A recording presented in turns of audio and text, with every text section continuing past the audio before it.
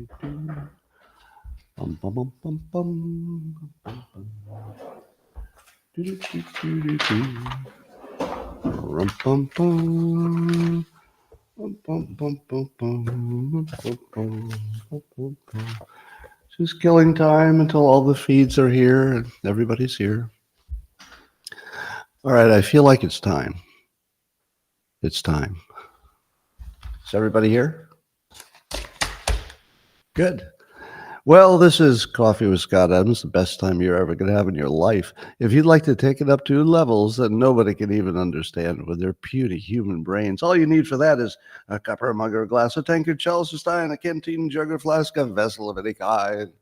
Fill it with your favorite liquid. I like coffee. And join me now for the unparalleled pleasure of the dopamine hit of the day. The thing that makes everything better. It's called the simultaneous sip, and it's going to happen now. Go. Sound is working, video is working, Wi-Fi is screaming. This might be the best day you've ever had. Yeah, it might be. I mean, there could be better ones after this. But if ever there was a time when I thought I was running the simulation, it would be today. And you're going to see this in every story. Every story today is going to look like, Scott, did you cause that to happen? Did you will that out of the universe and it just happened? Let me begin with Exhibit A for me running the universe. Story number one, daily coffee consumption is at a 20-year high, up nearly 40%.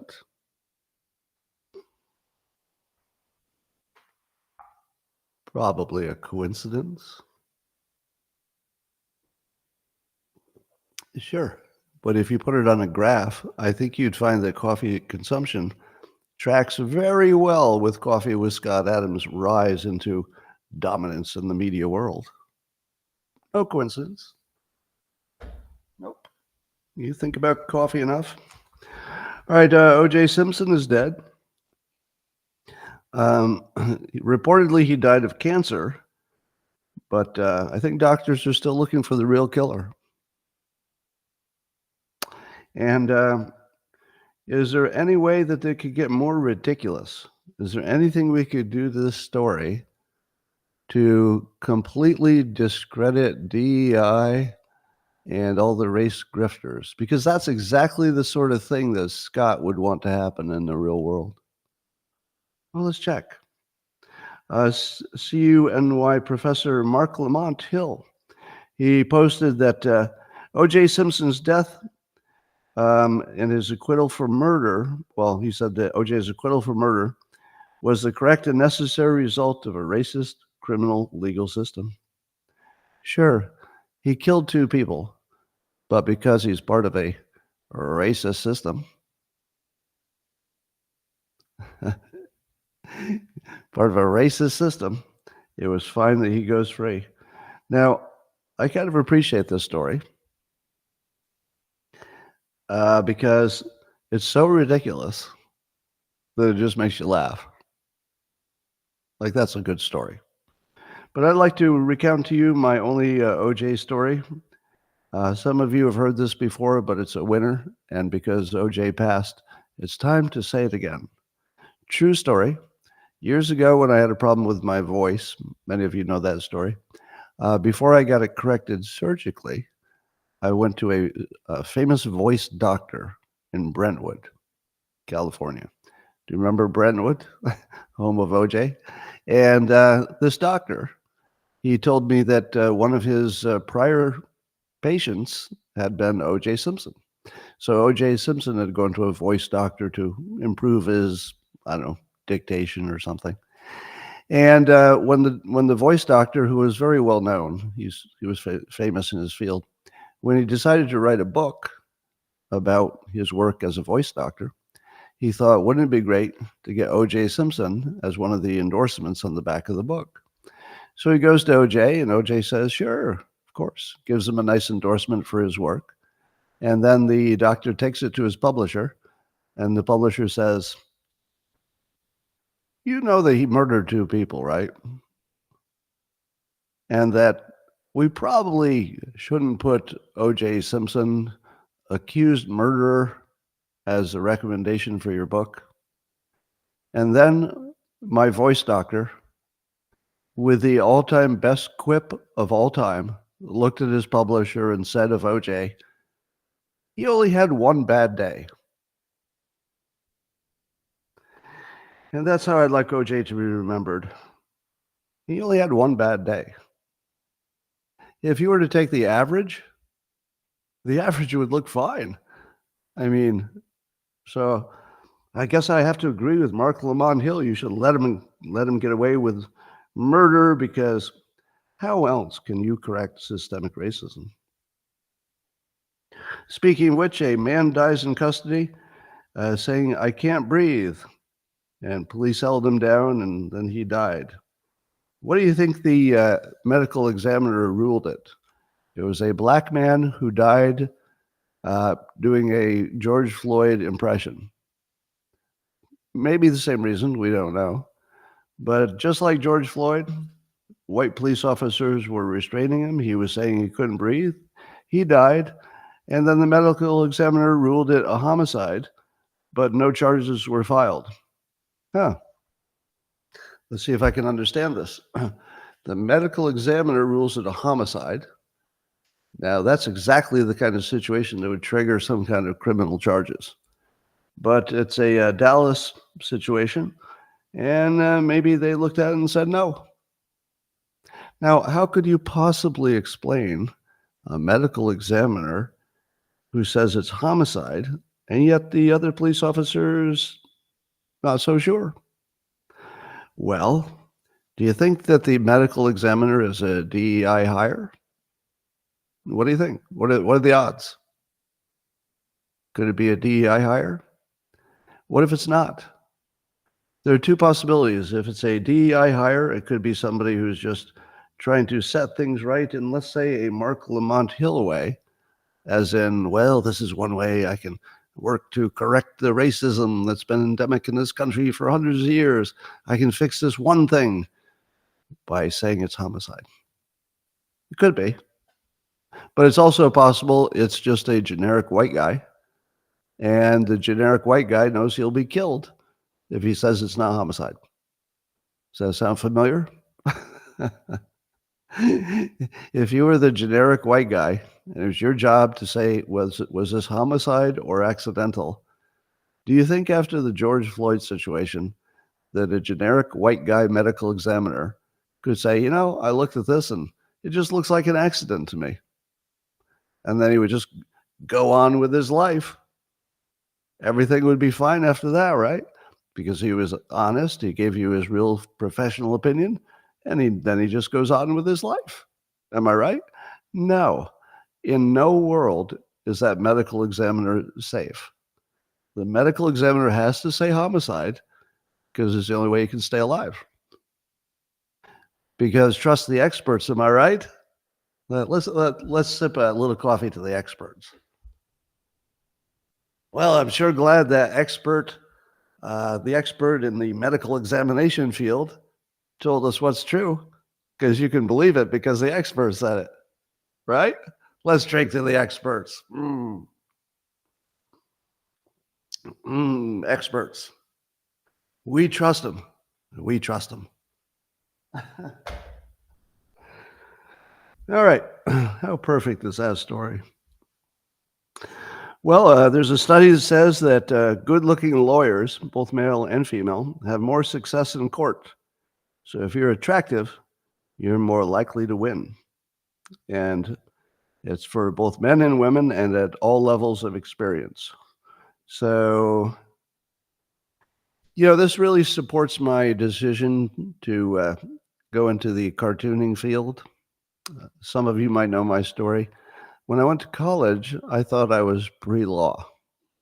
My initial plan was, I'm going to get an economics degree, but I'll make it sort of a pre-law thing, and then I'll go to law school. And then I looked in the mirror, and I said, my God, you're never going to win a case with that face. So I immediately looked for a job in which nobody could see me. So I thought, well, radio. I do have a face for radio, but cartooning, even better. Yeah. So if you're not good looking enough to be a lawyer, try to be a cartoonist. That's my career advice. Well, here's some fake science. Fake science. Fake science. There's a study that says people who use willpower alone to achieve goals and resist temptation are deemed more trustworthy than those who use tricks. Now, a trick would be like, oh, I have to put $5 in the swear jar because I swore. Or telling other people to bust you if you break your diet. So basically, if you use any external crutch to help you do something, people will say, you have less willpower, and so we don't trust you as much. Why is this fake science? There's no such thing as willpower. Willpower is not a thing. They should have talked to the other parts of science. They were actually studying a thing that's imaginary. Literally. Willpower doesn't exist. I just did a lesson for my members in the locals group. So I do little micro lessons, 2 to 4 minutes, that gives you a life skill. So after 2 minutes, you learn something you'll know how to do for the rest of your life. Now, if you do about 200 of them, which I have over 200 micro lessons at the scottadams.locals.com, you would know that willpower is literally imaginary. So they did a whole study on a thing that's literally doesn't exist. And then they came to a result because they're the experts. Let me tell you, I'll give you the quick version of why willpower doesn't exist. There are only differences in preferences. If you say, Scott, I'm not going to feed you for 2 weeks, and then I'm going to put some ice cream in front of you, would I resist? I haven't eaten in 2 weeks. But I don't want ice cream because it's bad for me. A little too much sugar. Do you think I'd resist? Starving after 2 weeks. No, I'd eat it. I would eat a Lunchables. That's how hungry I would be. Right. Now, where's the willpower in that story? None. No, I was more hungry than I was caring about a few calories. Now, you could take that silly example and you could extend it to literally everything. And in every case, you'll see it's very clear. Somebody just picked the choice that was the better choice. There's no willpower. Do you know how I keep my weight exactly at the right number? I'm literally precisely at my target adult weight. I don't want to gain a pound, don't want to lose a pound. I'm exactly right. Do you know how much willpower it took? None, because it doesn't exist. All I did was I did stuff like remove junk food from my house, learned a little bit more about, what's good for me. So I did learning. I removed things from my environment. Where's the willpower? There's no willpower. And then I learned, through trial and error, I learned what things were causing me inflammation and causing me to gain weight. So it turns out for me, probably wheat. I'm not, it's not a scientific study, but anecdotally, when I got rid of wheat and some other sugary things, I can't even gain weight. It wouldn't even be possible. So if you live your life like willpower doesn't exist, you're going to get much better results. Because instead of going, willpower, trying really hard, that doesn't get you much. How about just removing the junk food from your house? That'll get you a lot. How about learning more about how to make boring food taste good? That'll get you a lot. So, no, science should talk to the other parts of science, which do know that willpower and free will don't exist. But they studied it. Do you know why they studied the thing that doesn't exist? Because they're experts. They're experts. Let's drink to the experts, shall we? To the experts. Love those experts. Let's see. Anything else in the news along those lines? All right, here's a recommendation that I don't know how much of this is real, but it feels real. I think I may have told you this before. Andrew Huberman, he talks about the importance of getting early morning sun, taking off your sunglasses and standing in the sun for 5 minutes in the morning. And that's if it's sunny. I guess you stand there longer if it's a cloudy day. And that's supposed to set your body rhythms for the rest of the day. Now, I'm not an expert, so I don't know if that's true or not.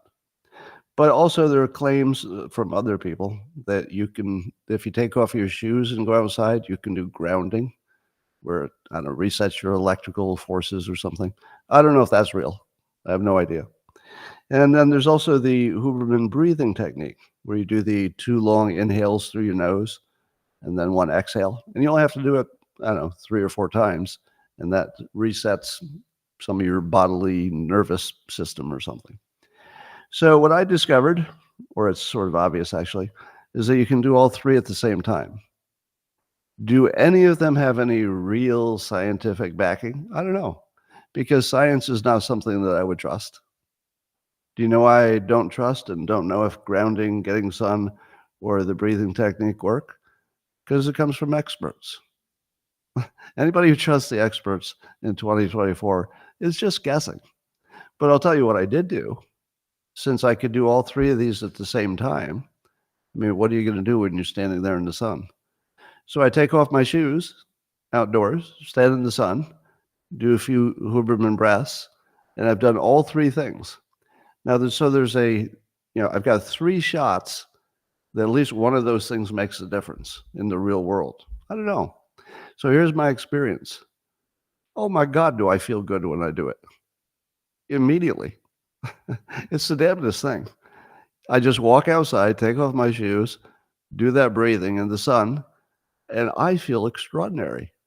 And it does, in fact, feel as though it kicks your day off to a good day. Can I prove it? Nope. Do I believe it's true because the experts told me? Nope. I just know it's 3 things that can't hurt me. They can't hurt me, right? So I do them. And then it makes me feel happy. What if it's not really working, but it makes me think it's working? That's called working. You get that, right? Since I'm resetting my mental state as much as anything else. If I walk away thinking it worked, it worked. I don't need to hook any electrodes to my body. If I think I'm happy, good enough. All right, so that's worth trying.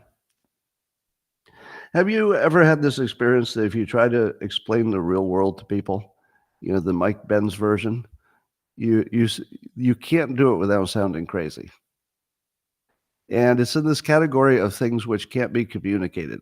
It's one of my favorite mental things to think about. I just love thinking about things which are true and can be put into words, but it still can't be communicated.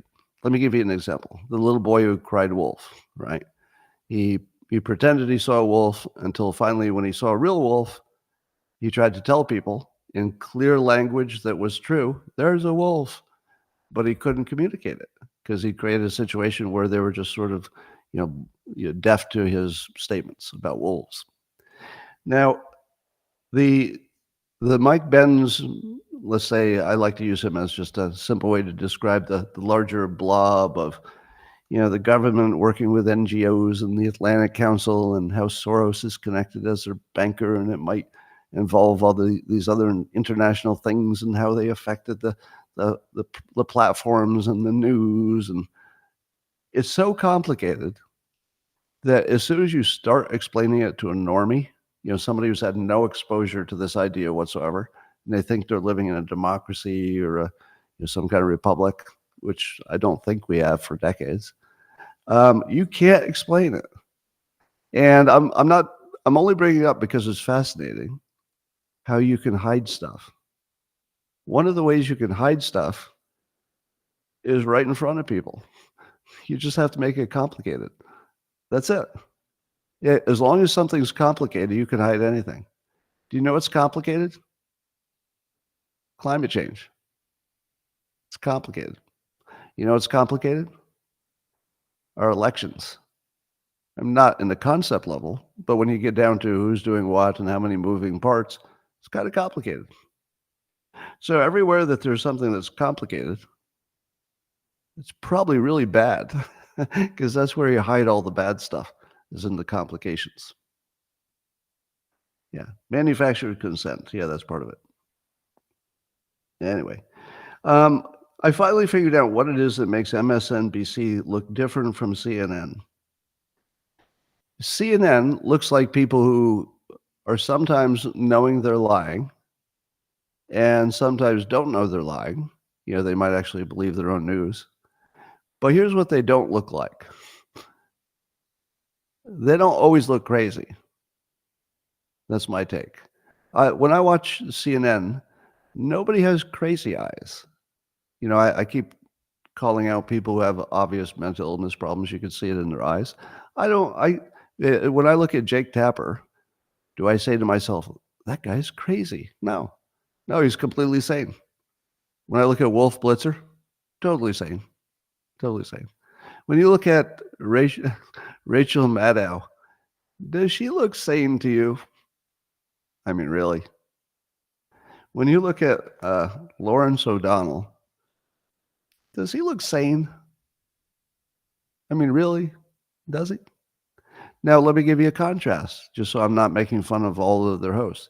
When I look at Ari Melber, does he look insane? No, not even a little bit. Yeah, he could leave MSNBC and work on CNN tomorrow because he looks like the CNN people. They might be misled about something. They might be wrong. But they don't look crazy. They look like people doing their job as they see it. Now, here's what really sets me over the top and makes MSNBC a comedy for me.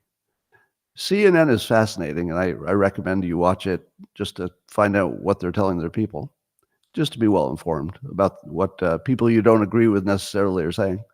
But when I watch MSNBC, I'm actually watching it for the jokes, meaning that I find it hilarious.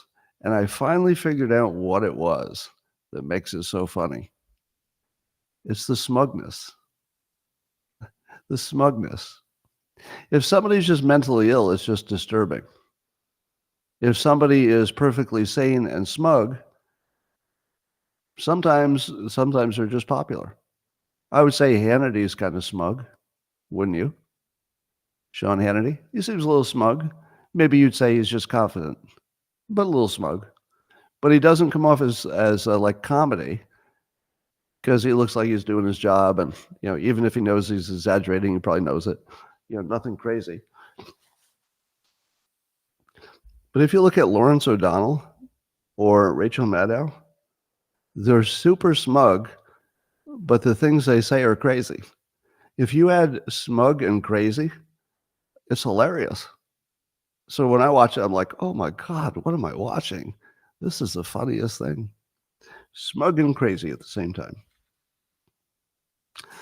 Anyway, there's some people are thinking that so-called AGI or super AI intelligence is coming and it's real close. OpenAI fired 2 people allegedly for leaking information. Now, I saw online some speculation that, you know, it's obvious what it was they leaked. Well, it's not obvious to me.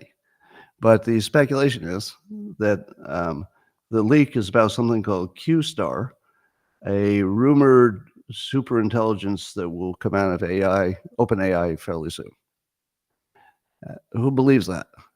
How many of you believe that the leaks were about a super AI and that we're on the verge of something we've never seen before?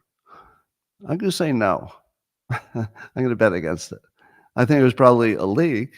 I mean, that part might be true, but I doubt it was about a super intelligence, which we'll all be frightened to hear about. I think everything's going to be incremental. That's what I think. I think all AI improvement will be incremental, but still astonishing when anybody looks back at it. So I think the things we think are going to happen in a month are going to take 2 years, and they'll be amazing, but we'll have so much time to adjust to it that the amazing part might wear off. You know, it'll just be, well, there's another, that's a little 5% better than that last one. So I'm on the underwhelmed side of things for AI. And I'm happy to be wrong. I'd love to be wrong, but I think I will be underwhelmed. Well, you probably all saw the story of Representative Sheila Lee Jackson at a public event, speculating out loud how we could possibly settle the moon because it's made of gas. And how exactly do you build something on top of gas? So that big old round moon, she said, was just a big gaseous thing. And okay, now you probably say to yourself, okay, but she's a politician, so you don't really expect your politicians to know everything about science. It'd be good if they knew the basics, but you give them a pass. Their representative wanted them there. So if the public wanted them as a representative, and they're not having much to do with any sciencey stuff, that would be fair. I mean, as long as she's not involved directly in any kind of science decision, does it really matter? Oh, here's a little background you didn't know. She used to be on the House Space and Aeronautics Subcommittee. Yeah. Yeah, one of our experts in the government, who was on the House Space and Aeronautics Subcommittee, thinks the moon is made of gas. Well, let's have a drink to our experts, shall we? Not just the scientific experts, but the political experts. The ones who are serving on the House Space and Aeronautics Subcommittee who think the moon is made of gas. Here's to you. But even as I tell you how many experts are wrong about things, at least they got climate change right. Am I right? Like, thank God. I mean, because that's so important. But all these experts in all these fields clearly lying or wrong or batshit crazy. But at least climate change is believable and credible and pure science, really. Let's see, next story. Harvard, Yale, MIT, and Brown are all returning to standardized tests. Now, that's a surprise because you think that the smartest people in the country, the people running these higher level institutions, when they decided that not testing people before admitting them was a good idea, I'm really surprised that didn't work out. Huh. Have I ever told you that if you don't measure, you're not managing? That's one of those little bumper sticker rules that it pops up all the time. If you're not measuring it, with some kind of legitimate measurement system, you're not managing. It's not managing to say, well, I'd sure like to have more of this or less of that. You need to have a real idea of what you're shooting at, or you're not really managing. And if you're not watching if you're going in the right direction or the wrong, it can't be called managing. But the smartest institutions, in fact, Harvard wants to teach you how to make decisions and be an economist and a business person. And they didn't know that the number one rule of management is you gotta measure things. So if you'd like to get your MBA at Harvard, just know you're taught by people who were caught by surprise that measuring things made a difference when they were trying to manage things. Didn't work out. So it looks like they had a choice of being super racist at the same time of being overpriced. And those are two things that they couldn't pull off at the same time. We'd like to be overpriced, but we'd also really like to be super racist. And then the public said, hold on, that's too far. You can be overpriced or you can be super racist, but you cannot be both. That's too much. That's too much, Harvard. So Harvard said, well, as much as we love being super racist, I guess it would be better to be high paid. So they chose the money over the principle. Experts. Here's to the experts at Harvard who are teaching you how to manage without measuring things. To them.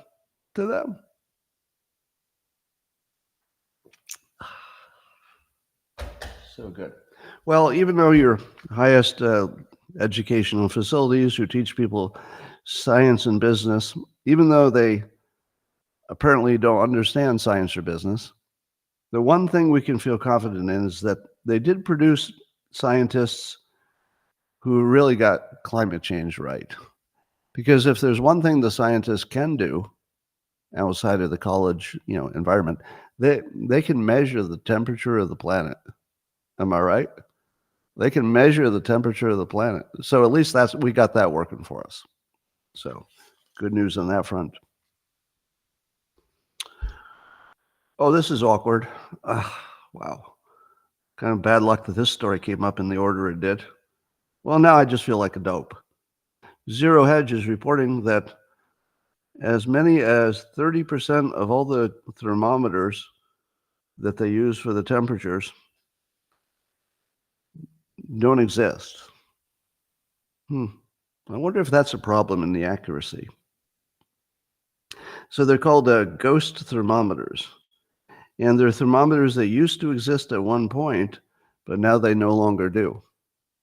So what they do, the people who are measuring the data, let's call them the experts, probably all came from Harvard and MIT and Yale, but I don't know that for sure.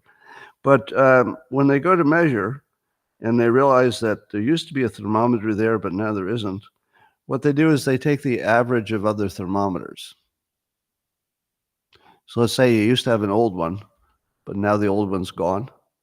Now it's been replaced with a new one. And it's not even necessarily in the same place. So you take the average of the temperatures of the thermometers that are not where the old one was, and then you throw that in mix. 30% of them. 30%. That's the claim. Let's see. Mr. Shuchuk said the USHCN stations, they reached a maximum of over 1,200. So in 1957, we had over 1,200 temperature measuring stations or thermometers. But after 1990, the number of active stations became declining due to aging equipment and personnel retirements. You know, I lived in the real world for a while, and I worked in a laboratory in which all we did was work with equipment and technology every day. Equipment and technology. And you know what I learned when I was working with equipment and technology? All that equipment and technology is 100% effective all the time, and it never breaks. Never gets out of calibration. Never gets out of tune, and is completely unaffected by temperature and the incompetence of the people involved. No, that's the opposite of what I learned. Now, I would like to take a bow in a moment, but only after I tell you why. And then I'll see if you believe I deserve a bow. Okay, you get to decide. If you say yes, Scott, you can take a bow, then I'll do it. But if you say no, they'll say, all right, you have spoken. Who told you, name anybody else who told you this, that in the real world, you can't trust on people to read thousands of thermometers and compare it to 100 years ago when we didn't have thermometers and we had tree rings and ice core samples, and come up with a believable, credible line that passes all scientific integrity? And I said, in the real world, that is literally not possible. There is no situation in which you could have 1,200 thermometers and maybe 1,000 people involved, and that they're measuring the temperature and getting something like a real result. Do you believe that with having no scientific background whatsoever, that using the Dilbert filter, which is what I did, I used the Dilbert filter, that the real world does not have any kind of competence that could possibly produce accurate temperature readings with the equipment used, things changing over time, and then human beings involved in the process? Who told you that that isn't even possible? Just me. Who else predicted that if you actually looked into it, it would look absurd? Just me. I'm the only one. Do I deserve a bow? You tell me. What do you mean no? Damn you. Damn you. All right. All right. Did Lindzen? No, so let me let me give you a different take on that. So somebody said that a professional climate scientist said that. Well, the climate scientists didn't say exactly this story, but the climate scientists do say, for this reason or that reason, the accuracy is not good. Now, from a scientific perspective and somebody within the industry, that may be an accurate take. But I'm not even in the industry. And I'm saying that you don't need to be a climate scientist who has worked deeply in industry. You just have to listen to what they said. Wait, you just told me you measured the temperature of the Earth so accurately that you can tell what direction it's going and why? I don't believe that. I don't believe that for a second. So the Dilbert principle of just general incompetence really guarantees this isn't doable because it's too manual, has too many pieces of equipment involved, too much, moving things around, too much temperature and weather destruction, too much bureaucracy. Yes, I would say that this is pretty solid evidence that we don't know if the temperature is going up or down. It's not my opinion that I know, by the way. So it's not my opinion that I know everything's fine climate-wise. It's my opinion that we can't measure it. That's a very big difference. So it could be a crisis. Maybe. How would I know? In order to know, I would have to trust science. Really? It's 2024. Who trusts science? Doesn't even feel like a thing. Now, let me ask you this. How long do you think it will take Trump and let's say Vivek to turn and let's say that this needs some confirmation. So it would be great if we had some confirmation of this. But suppose we get confirmation that 30% of the thermometers are ghost thermometers. How long would it take Vivek and Trump to turn that into a victory dance and say, well, we can't tell you what the temperature is doing. We can just tell you that they didn't know. And maybe it was a hoax. Would you say it's a hoax? If I told you that 30% of the thermometers don't exist, would you say it's a hoax? Maybe not, but it's not that far away, is it? All right. Trump did the funniest Trump thing. I mean, every time Trump does something you don't quite expect, it feels like he's just operating on some different level. So here's what he did. He just did some video commercials recommending RFK Jr., his competitor. And he actually meant it because he's aware that Democrats are more likely to vote for him. So he just comes right out and says in videos, he said that RFK Jr. is a better man than Biden. And he says, quote, RFK Jr. is, as you know, the most radical left candidate. So he's making sure that there are no Republicans who want to go that way. So he characterizes him as the most radical left. That should eliminate all the Republicans from voting for him. But he says he is more so than the Green Party, even lefter than the Green Party, says Trump. And says he is more so even than crooked Joe Biden, but he's got some nice things about him. I happen to like him. And then Trump says, I guess that would mean RFK Jr. is going to be taking away votes from crooked Joe Biden. And he should, because he's actually better than Biden. He's much better than Biden. He's much better than Biden. Now, how much do you love that? Have you ever seen that? Have you ever seen somebody just come right out and say, you know what? This other guy is better than the guy you're voting for. He's not as good as me, but you should at least not vote for that other guy because that's a disaster. Would you like to hear what the young people in my town say? Here's what the young people in my town say about Joe Biden and RFK Jr. And I'm told that there are no exceptions. No exceptions. Now, I can't prove that, but I'm told there are no exceptions to what I'm just going to say. At the young person sort of, teenager, young adult level, when asked about politics, they'll say, RFK Jr. is kind of attractive, but there's no way in hell I'd support Biden. And those are Democrats. Those are people who come from Democrat backgrounds. They're literally saying Biden is not even close to being a possibility. They're saying RFK Jr. all the way, the young people. Now, they're not saying Trump. The boys are. The boys are more likely to say Trump. But the girls are saying, you know what? RFK Jr. looks a lot better than Biden. Do you know what makes women decide on a candidate? It's whether they'd have sex with them. It's whether they'd have sex with them. Is that too far? Nope. No, that would be a normal way that all human beings act. Did I not just tell you they did a study that said that lawyers who are more attractive are more likely to win cases? I just told you that. This is exactly that. This is just more of that. We all know that tall presidents or tall candidates do better than short ones. Do you know why? Because people want to sleep with tall ones. Same as dating. Exactly the same. Taller is better.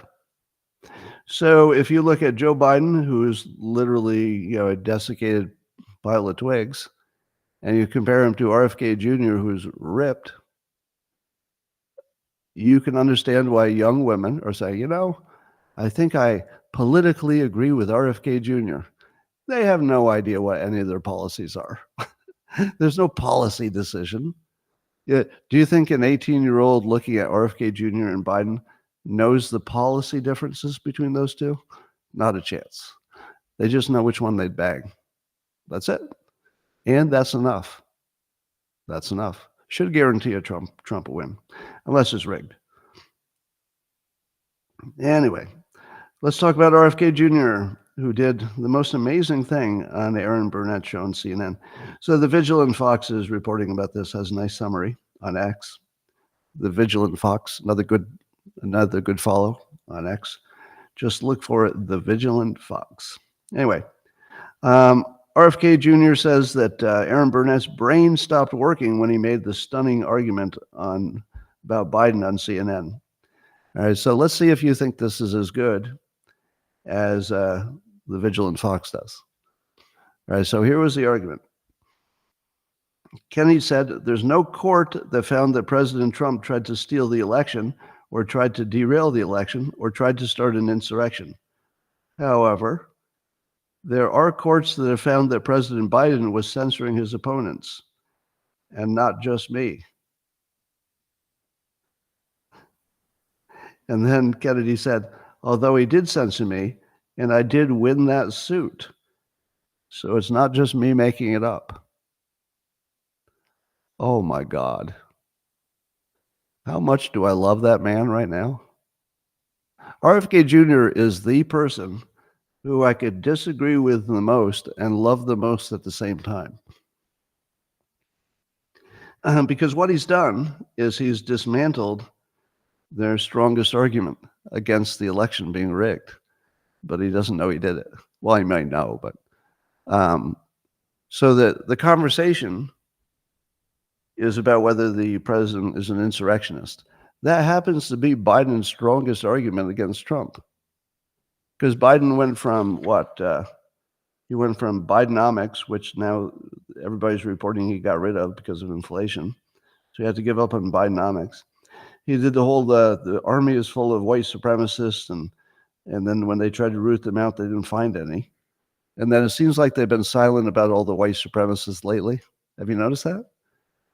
Like Biden was all about the white supremacists, but there hasn't been really a problem and nobody was buying it and there weren't any in the military. So the white supremacist thing, like Bidenomics, was something they tried and it doesn't look like it worked. So they've settled on this whole threat to democracy. Threat to democracy. And also specifically that he doubted the elections. And when they say he must be a dictator because he doubted the elections, do you know why they can say that? They can only say it because no court found that the election was rigged.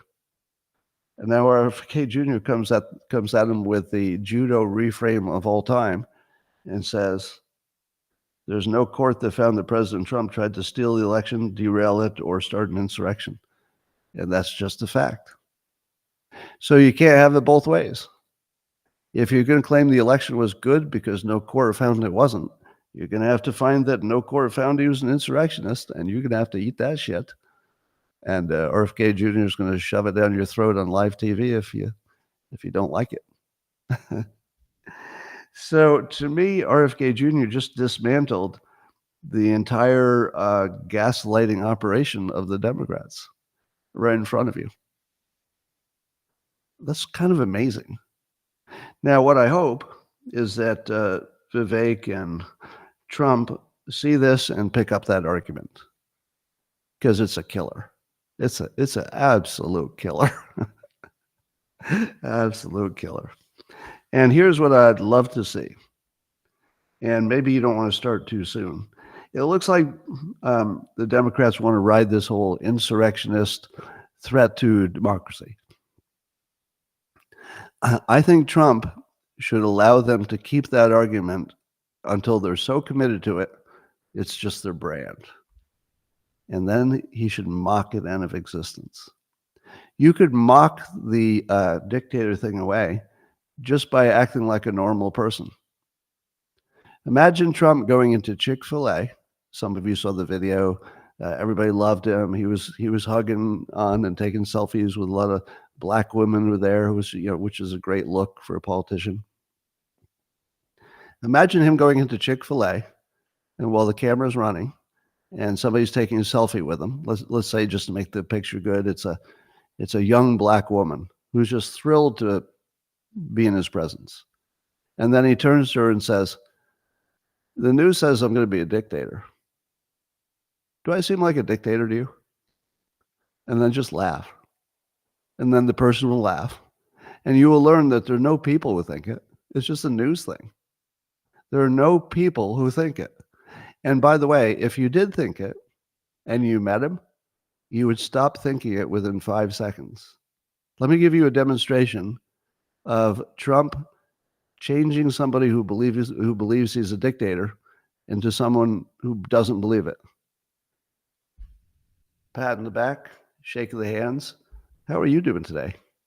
Oh, wow. Looks like you're doing great. I'm glad you're supporting me. How are the sandwiches here? And you're done. And people would say, how did anybody think he was a dictator? That was the least Stalinish thing I've ever seen in my life. He asked me about my sandwich. He came into Chick-fil-A, where anybody could hurt him because he's right in the middle of the crowd. By the way, did you notice the Secret Service did not keep the people away? How about that's the biggest story? How about that? How about you missed the biggest story? Trump walked into the middle of a crowd unannounced. A very largely black crowd, unannounced. Just walked in. Now, the Secret Service was there, but there's no way they could have protected him. People literally had their arms around him. You can't protect somebody if somebody's up to no good. Yeah. He basically trusted the crowd, and they immediately reciprocated. Immediately. All he has to do is trust the crowd. Now, it's dangerous because, there could be, it only takes one crazy person. But Trump trusting the public is such a good look. And I would love to see him engage the public and just ask the question, do I look like a dictator to you? And to imagine that he thinks that would be his best play. In what world would that be his best play, to become a dictator at age whatever? It's not a good play. It would guarantee his entire family got slaughtered. Oh, what kind of a good play is that? It would guarantee his businesses were destroyed. It would guarantee like civil war. Now compare that to the alternative. The alternative of just doing a good job and then leaving office after his 4 years. Which one is better for Trump and his family? Unambiguously better to restore America to its former greatness as best he can, and to walk out with dignity, having proven everything he needed to prove, and then let his business thrive, let history think well of him, and become the most popular president in the history of the United States. You don't think he wants that? You think he'd rather be a dictator and hated by everyone? It's crazy. Now, if there's one thing that Trump wants, he wants the public to like him. He doesn't want to be a dictator. That'd be crazy. But a lot of crazy people are convinced it's true. All right, Speaker Johnson finally told the truth about why he changed his mind about FISA. Now, he's pro-FISA where he used to be anti-FISA, and he says, and Mike Cernovich phrases this exactly correct, he got the talk. He got the talk. Now, who told you, name anybody else who told you this, that I believe that the top people, the president and the leaders of the parties, that when they get power, but not until then, only after they have their power, that the intelligence groups call them in and they say, here's all the stuff you didn't know before. Here's all the stuff you didn't know before, and this is why nothing you knew is real. And you better do it this way. That was me. And he's saying it directly. That when he found out what the intelligence people told him, he can't tell you what they said, but he's pretty sure he's going to do what they said. Now, here's something Tucker added that I think is a real good addition to that idea. How does Speaker Johnson know that what the intelligence people told him is true? No way. There's no way he knows what's true. So if he doesn't know what's true, who's running the country? Because probably Speaker Johnson thinks he's one of the people running the country, or at least, big part of the government, because he knows this new information. But what if it's not true? If it's not true, then the intelligence people are running the country. What if it is true, but it's also what the intelligence people want to happen? Well, then the intelligence people are running the country. So there are two possibilities. What they told him is true, which means the intelligence people are determining how things go. They're in charge. Or it's not true, and they're still in charge because they're telling you something to make you act in the way they want based on false.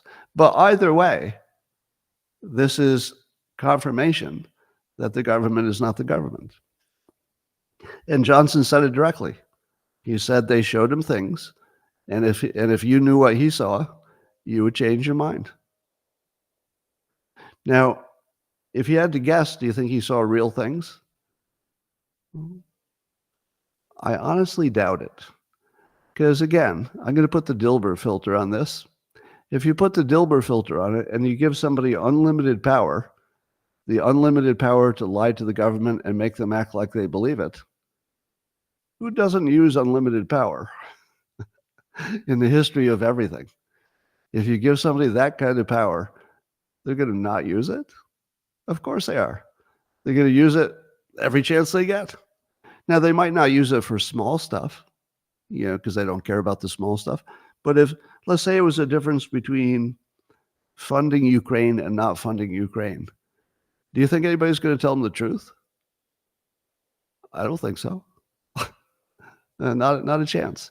Here's what I think probably happened. I think they called them in and said, here's why we need FISA. We can't tell the public, but FISA is the only reason we thwarted 3 nuclear terrorist attacks.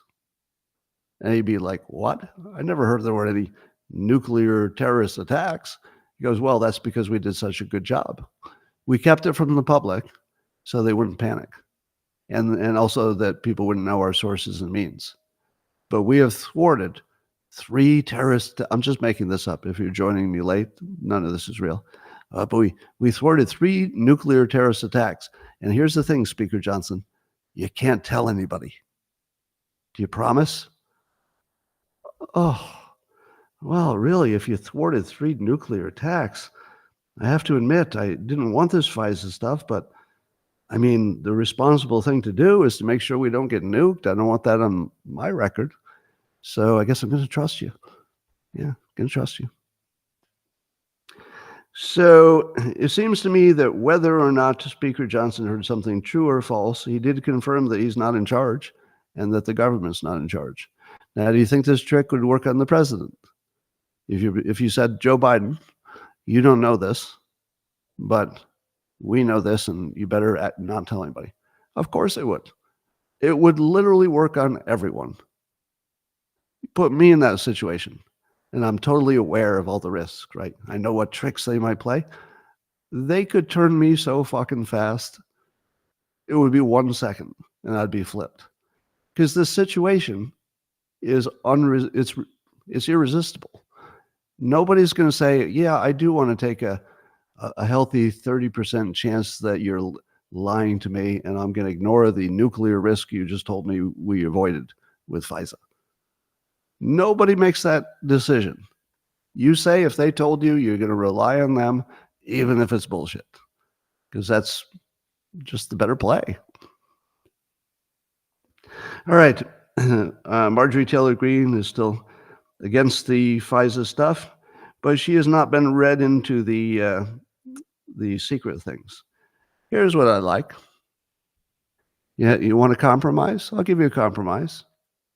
Speaker Johnson, I will be on your team, and I will agree with extending FISA under the following conditions. You put Marjorie Taylor Greene in the skiff, and you tell her what they told you.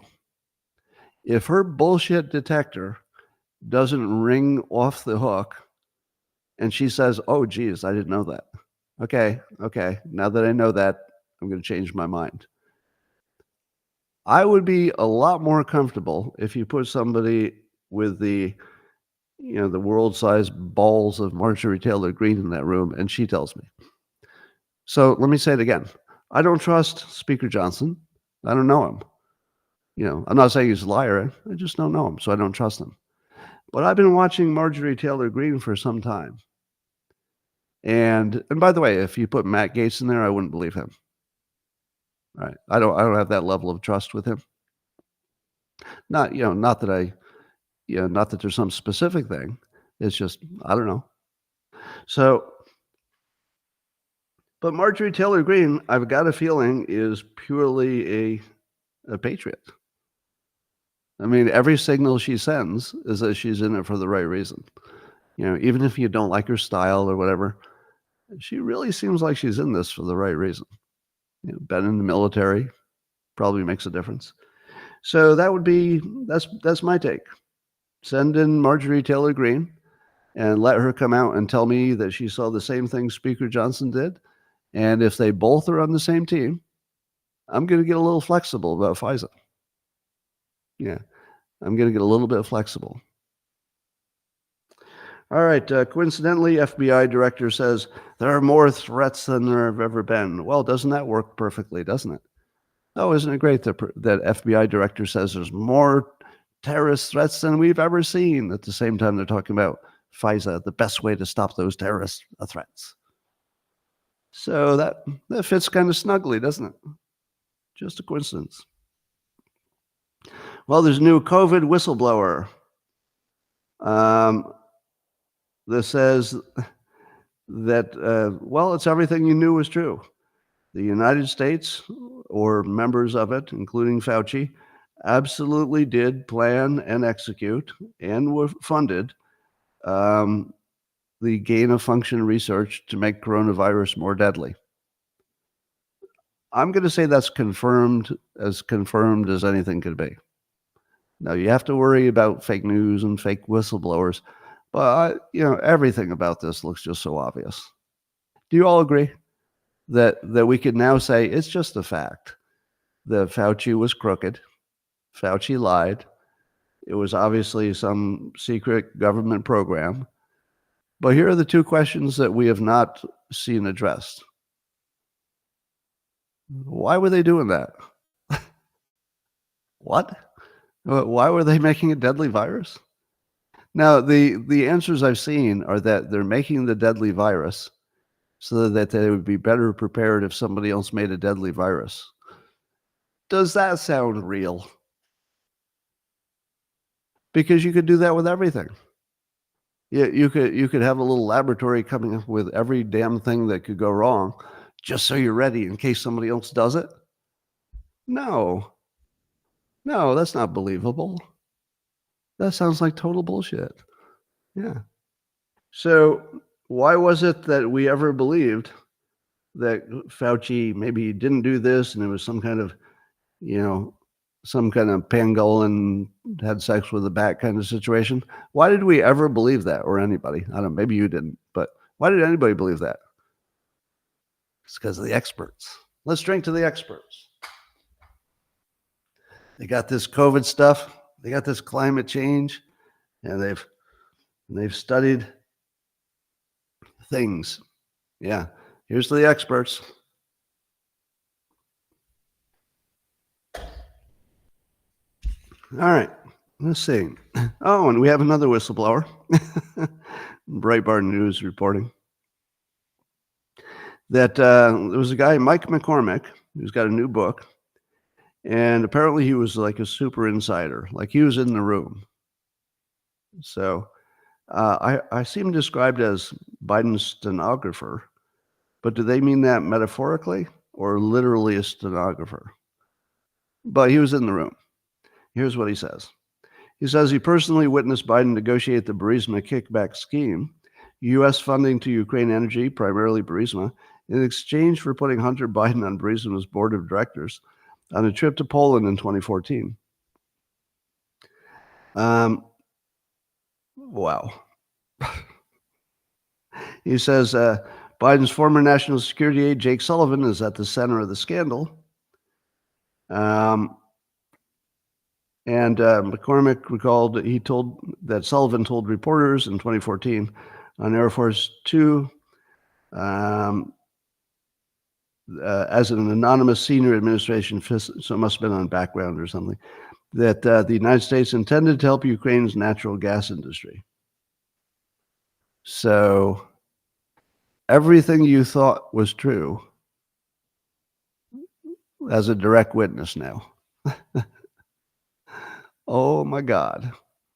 Yeah, and I think you've heard, Breitbart and other places, you've heard that Jake Sullivan has always seemed like he was the center of all of this. And now we've got a witness that says he was. And it's every bit as corrupt as it looks like.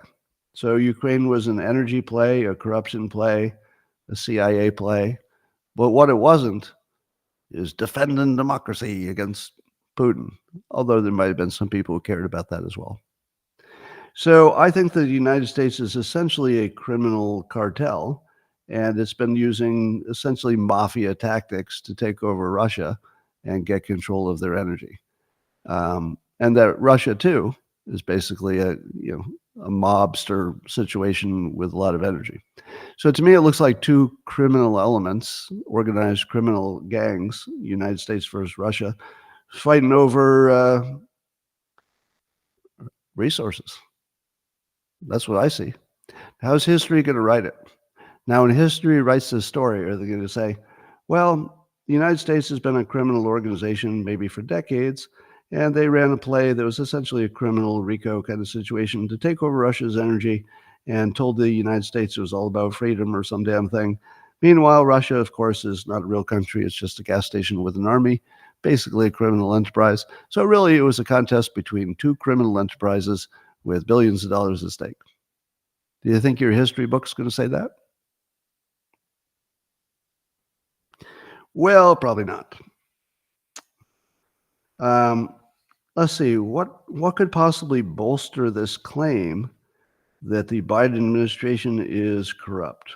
I wonder if there's any other story in the news right now that would make you scratch your head and say, well, there it is. Next story.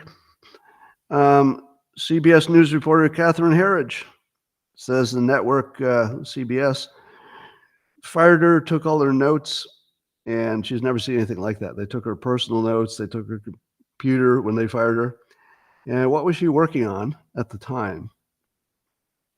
Oh, a story involving Joe Biden's corruption. So CBS moved on her like OJ on Nicole because they found out she was working on a story about Biden's corruption. And I'm guessing she found some. So they shut her down. How many of you thought that the news was real? and that the news organizations they're just doing their news organization thing. Nope. They've always just been a Democrat tool, at least in recent years. And here it is. Everything you thought about climate change was right. They can't measure it. Everything you thought about Fauci and COVID was true. It was a big old cover-up, and we don't even know why they were doing it. We still don't even know why. We just know it happened. And then the Biden corruption stuff in Ukraine and the Ukraine war, it's exactly what it looks like. Exactly what it looks like. What a day. Well, there are reports that Iran is planning a calibrated attack. So as you know, Israel took out some of its commanders, and I think they had an embassy, an Iranian embassy in Syria or something. And if you had an embassy, that's a whole higher level of war, because the embassy is considered sovereign territory of the country that has a consulate, not an embassy. And so Iran is saying that, hey, it's like our own territory, so we're going to have to respond. And the intel people think that if it's going to happen, it's going to happen in the next few days. Here's what I think. I think that Israel is getting the Trumpian benefit of unpredictability. And what I mean by that is when Hamas did their attack on Israel, I heard reports that some of them thought they were going to take over Israel. That sounds crazy to me. But I think they assumed, I'm just observing it like everybody else, it seems to me that Hamas must have assumed that Israel's response to the attack would be somewhat similar to how they've responded to other attacks. In other words, there would be some proportional response, and maybe 1,000 Hamas people get killed, but they still have 29,000 left over, and they just start over. But instead, Israel called their bluff, took Gaza away from them forever, destroyed their civilization, and it's never coming back. Now, do you think they expected that? Nope. And what did that buy Israel as a permanent asset? Trumpian unpredictability. Now Iran has a new situation they've never seen before, which is always before they could sort of predict, if we do this, they'll probably do something that's similar. Not anymore. In fact, I'll go further. If Israel ever intended to take out the leadership of Iran, all they need is for Iran to make an attack on the homeland or just do something provocative, even if it's not on Israel proper. Israel just needs a reason, and they're going to take out the Ayatollah. Now, in any other situation, could they take out the Ayatollah? Nope. Only this one. Because they said, we're going to kill everybody who is responsible. Who else was responsible? The Iranian leadership. I mean, at least that's what we're told. I mean, I don't have direct reporting, but everybody seems to think that the Iranian leadership was behind the Hamas attack. Israel said directly, we're going to kill every one of them. That would include the Iranian leadership. Just give them a reason. This is the only time in history that I can think of that if Israel literally took out the entire leadership, they could get away with it. Now you say to yourself, not guaranteed. You're right. It's not guaranteed. Nothing's guaranteed. It's war. It's a war for existence. Nothing's guaranteed. But there has never been a more ideal time for Israel to end the risk of the Iranians nuking them in the future than right now. All they have to do is say, look, we told you we were going to get everybody involved. We took out the head of the snake. And by the way, we have no quarrel whatsoever with even the Iranian military. We have no quarrel. We only wanted the people who were behind the planning and execution of this attack. And I'm sorry, it just happened to include the Ayatollah and all of his generals. So they're gone. Now, we'd love to help you, Iran, recover. Would love to bring you into the fold, make you part of the, Abraham Accords plus someday. But at the moment, we are completely unpredictable. And anything you thought we wouldn't do last year, we will totally do this year. This year's not last year. Whatever you think might be our proportional response, stop thinking that. There's no limit to our proportional response, meaning it's not going to be proportional. That, ladies and gentlemen, is the Trump premium. Trump taught you that being predictable basically dooms you. Being predictable dooms you because you can't negotiate and you can't frighten. Everybody knows what's going to happen. So you have to create a realistic frame that if you hit us, we might take you out completely. And you have to set a precedent, because if you haven't done it in the real world, it's just talk. Now Gaza is being basically disappeared. Do you think there's anybody in Iran who's watching what's happening in Gaza and says to themselves, I think those Israelis are in the mood to be proportional? No, they are not in the mood to be proportional. They're certainly going to be rational, but they're not going to be proportional. They're not in the mood, and they don't need to be. They just don't need to be. So I'm not recommending it, and I'm not predicting it. I'm just saying Iran needs to understand that if they did something serious to Israel, and Israel in response took out their entire leadership, the world would yawn. The world would yawn. That's never been the case before, and it may never be again. There may never be another time you could do this and get away with it. And by the way, I don't know if they could get away with it, but all the other times they definitely couldn't. A year ago, do you think they could have taken out the Iranian leadership? No, absolutely not. But what if they did it today? Today is a coin flip. Today you would actually say, you know what, we might disagree, too aggressive, and then other people would say, no, that was just aggressive enough. They had to come. You would never get that conversation any other time. And by the way, that benefit will decrease every day. So every day that Israel doesn't take out Iranian leadership, it's going to be harder tomorrow. So the ideal situation for Israel, depending on how aggressive they're feeling, is that Iran does strike back. If Iran strikes back and they make it a serious strike, all bets are off. So that's how you negotiate. I don't know if I've mentioned that Netanyahu is smart. When you're dealing with a leader that's smart, and I'm talking just raw intelligence, forget about policies and preferences and who's left and who's right. If you have that much raw computing power on one side, I would be afraid of that. That's a lot of raw computing power, and I wouldn't want to be on the other team. So I remind you, I don't support Israel anymore because the ADL has targeted me. And yes, of course, I know the ADL doesn't work for Israel. Of course, I know they're independent, but it's not my problem. I can't solve their problem. My problem is, hey, if your friend attacks me, that's how it works, right? If you could stop your friend from attacking me and you don't do it, there we are, right? Don't expect me to solve your problem. I'm not going to solve your problem. So my problem is the ADL, and so I don't support Israel because of that. I don't think we should fund them a single penny, not a penny.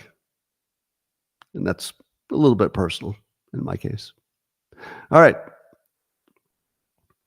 Yeah, right. So I'm looking at a comment. If Israel took out the Iranian leadership, the Arab world would be so pretend mad. At least before they certainly have that. But to the team they've ever seen in their entire life. We've now, and by the way, have I made my case? You got a little glitch. That's interesting. Might have had a glitch. We're back. All right. I was just telling you that this is probably the best live stream you've ever seen, maybe ever will. But can you give me a fact check on this? Give me a fact check. It's my belief that I've proven I run the simulation based on today's headlines. Yes or no? Does it seem to you like all the news was what I wanted it to be today? Now, if you're new to me, I'm always joking about this, or am I? I've never seen the news so perfectly tailored to everything that I've already told you and believe and reveals the end game. I've never seen anything like this. Today is just lit. Am I wrong? I mean, I'm having like a moment here, like before the show. My moment was I've never seen the news so right, so accurate, and having the right context, etc. So quite remarkable. This is quite a day. I mean, this is really a remarkable day. I don't know if everybody's going to see it that way. I've never seen anything like it. This is the day of all days in the news. I've never seen anything like it. All right, I'm going to end the non-subscription platforms. So bye to YouTube, bye to Rumble, bye to X. I'll be talking to the folks here on Locals. I understand there's some kind of weird time lag, so I'm going to say goodbye, but I think I have to wait a little bit before I actually click the button, so it doesn't look like I've rudely cut you off. So what I'm doing now is completely unnecessary talking. From this point forward, there's no point in you watching this because nothing useful will happen. I'm just stalling for about 30 seconds until, how do I know when it's time to do it? Well, anyway, if you watch this part, this was my polite good day, and I hope it doesn't cut off. What? Push the right button, that would help. Local supporters only engaged. Not working. All right, not working. Let me just turn off this feed and see if you stay on the other feed. Oh, it won't end. It looks like that option just disappeared. So yesterday we did it, right? So I think, well, actually, I don't know. I think all the platforms are live. So for some reason, it's not letting me delete the other ones. It's probably because I have two streams going. I cross streams. Yeah, I've got two devices running. One of them is on Locals independently, and then the other one's going through the Rumble studio. I'm not really supposed to do that. So I think that's what the problem is. So I'm going to have to say goodbye to everybody at the same time. I'm going to first kill this feed. If I'm pointing at you right now, you're the feed I'm going to kill. And then I'm going to kill the other one. So don't go to the other one because that'll die at the same time. Bye for now. See you in the man cave.